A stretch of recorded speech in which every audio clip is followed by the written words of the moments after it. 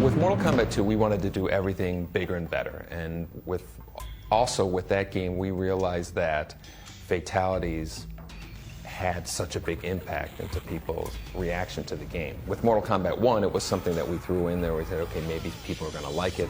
Let's see. With Mortal Kombat 2, we knew that was a showcase feature for these games. We added a second fatality to give the game some legs. I mean, there wasn't just one fatality you had to learn. Now you had to learn two. I think it was all about being, you know, bigger and badder and better.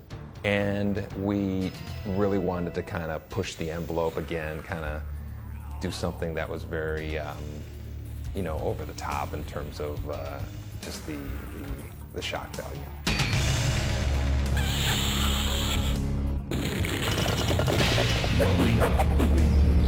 Flawless victory.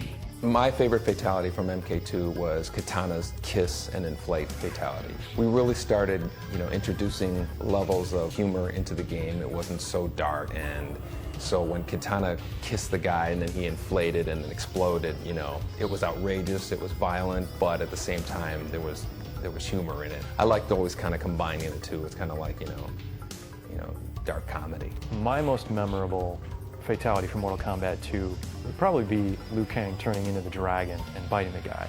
I worked on that particular one, and it kind of stands out because it's so big. You know, the dragon, you don't expect, you know, a character. He's the only character that turns into anything, I think, in Mortal Kombat 2. I think Kung Lao's, because Kung Lao has always been one of my favorite characters.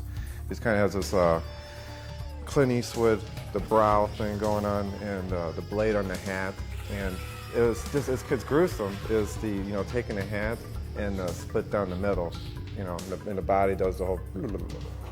I guess I remember the Scorpion one where he demasks and then you see his skull and then he burns you up with flames out of his mouth. This is the only remaining artifact of the infamous plastic skeleton model.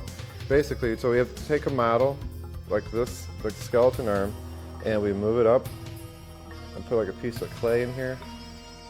Take a picture, move it up, put a piece of clay, take a picture, and do this. So it's, essentially you'd have this motion. So all of a sudden, then we put that in the computer, and that would go ahead and like paint fire on it. If you ever were caught on fire, this is the natural motion you would probably do. Flawless victory. We had to add more stage fatalities to Mortal Kombat 2 to up, you know, the ante on, you know, for Mortal Kombat 1.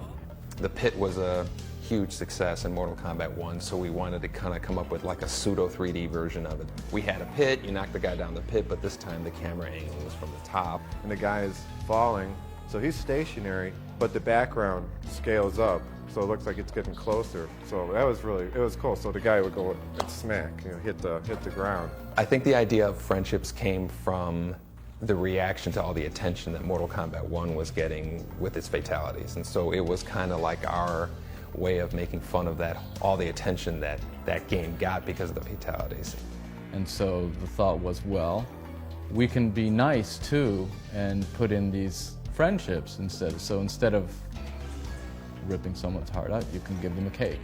My favorite friendship move is probably Liu Kang's disco dance one. That's probably the silliest one. It's just so completely out of character. The friendship that sticks out in my mind is the one where Jax has the paper dolls and, you know, stretches them out. That's pretty funny.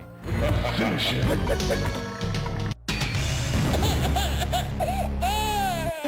My recollection of Fatalities is I remember Dan Forden, who's the audio guy.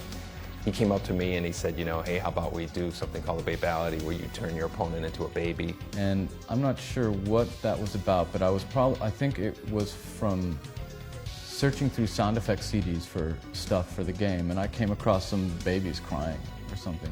And I don't know, it just sort of popped in my head. It's like, well, what if like you turned them into a baby and then they would cry or something? And so, and I was like, you know, why would you do that? And he was just like, no, I just think it'd be funny. And you know, that was pretty much good enough for me. So, you know, all it required was for us to make, you know, 12 little baby images.